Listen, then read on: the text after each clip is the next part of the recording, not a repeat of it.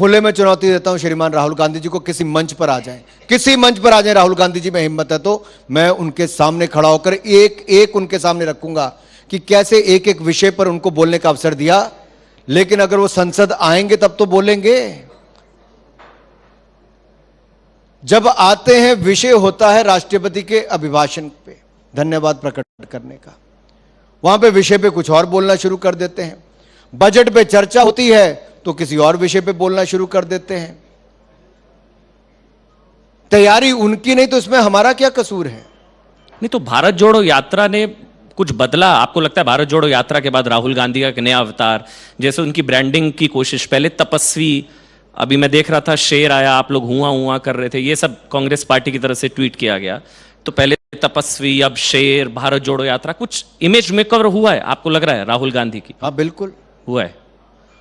महिला विरोधी देश विरोधी की रेस सबसे आगे राहुल गांधी और भ्रष्ट कांग्रेस, यही है सबसे आगे जी। यही मेकओवर करने का प्रयास किया। क्या किया मुझे बताइए? पूरी यात्रा के दौरान कांग्रेस के लोग कहते हैं यार जो थोड़ा बहुत कमाया था विदेश में खोकर आ गए, वो भी यही कहते थोड़ा बहुत। लेकिन मैं आपसे एक सवाल पूछता हूं जी, राहुल गांधी जी और प्रियंका गांधी बहुत हाथरस हाथरस हाथरस हाथरस करते थे, करते नहीं करते थे? महिलाओं को सम्मान देने की बात करते थे, न्याय देने की बात करते थे। अब जिन महिलाओं के साथ अत्याचार की बात स्वयं राहुल गांधी जी ने मानी और कहा मुझे यात्रा के दौरान मिली थी, तब हाथरस की बजाय हाथ पैर फूलने शुरू हो गए जब दिल्ली पुलिस गई तो। क्यों हाथ पैर फूले? सांसद हैं जी, लॉ मेकर हैं। वो कह रहे 46 दिन बाद याद आई, भारत जोड़ो यात्रा को खत्म हुए 46 दिन, फिर दिल्ली पुलिस को याद आई कि वो बयान बताइए। वो कौन सी फिल्म थी आमिर खान की जहां भूलने की थोड़ी आदत थी? तो दिल्ली पुलिस को देख के राहुल गांधी गजनी हो लिए।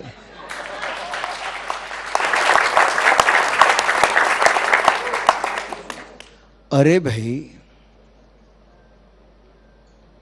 आप किसी महिला को न्याय दिलाने के लिए आपके हाथ पैर काम गए? ये हाथ से हाथ जोड़ो तो छोड़ो, पहले अपनी बात आगे तो रखो कि कौन महिला थी। और मैं भाई साहब यहां पे रुकने वाला नहीं, मैं आपसे एक बात और पूछता हूं, और मुझे दुख है कि देश के मीडिया ने राहुल गांधी से सवाल क्यों नहीं पूछा कि महिला के साथ क्या हुआ, कौन महिला थी, आप उसकी जानकारी देते हो।